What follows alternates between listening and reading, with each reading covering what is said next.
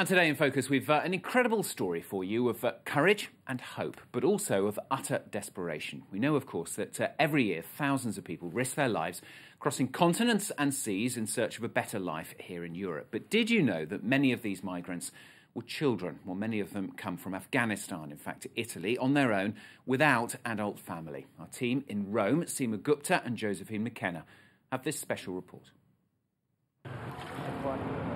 It's a dangerous journey for every migrant arriving on Italy's shores, even more so for the children who cross borders and treacherous seas alone. I was at sea for over 4 hours, and it was a very small boat. I was really scared. I really didn't think I was going to survive this and still be alive. These are just some of the unaccompanied minors that arrive in Italy every year. We've kept their identities hidden for their own security. In 2012, the Italian authorities registered some 2,000 such arrivals, and over a quarter of them came from Afghanistan. But that's the official figure. There are Afghan children who are never documented and prefer to remain that way, like these boys. They want to go to Northern Europe, but their first stop is Rome. They know that here in Rome they can have contacts with smugglers or traffickers. They know from their parents, from their friends, that in the Northern European countries the welfare is better than the Italian one. When night falls for these undocumented Afghan teenagers, there's at least one safe option. Italian NGO Intersos set up A28, a night shelter in Rome, the only one of its kind in Italy, where these Afghan boys can sleep safely at night. It's help with no questions asked. They don't risk being reported here.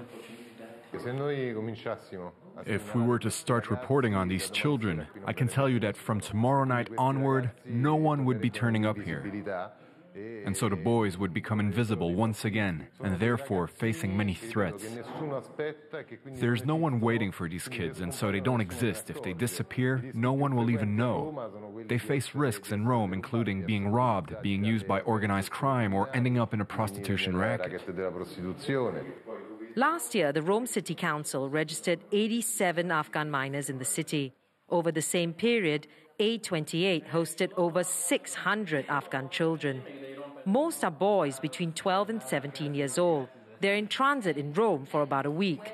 Many of them carry the trauma of their journeys and the longing for their families left behind.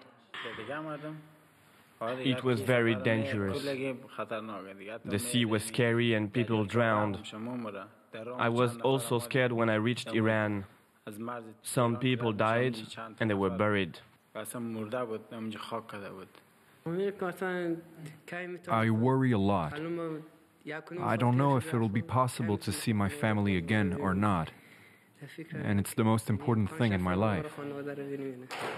To help these Afghan teenagers and other young migrants, the NGO Save the Children also set up Civico Zero, a daytime center to cater to their needs.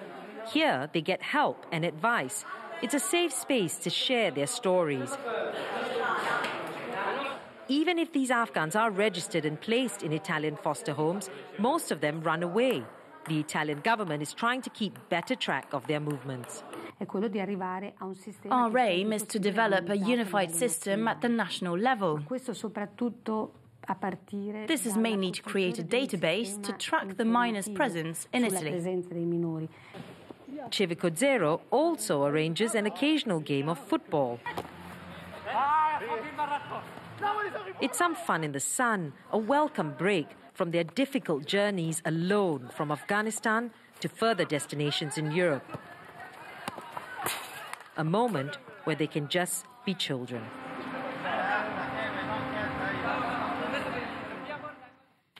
Seema Gupta there, reporting for today's Focus.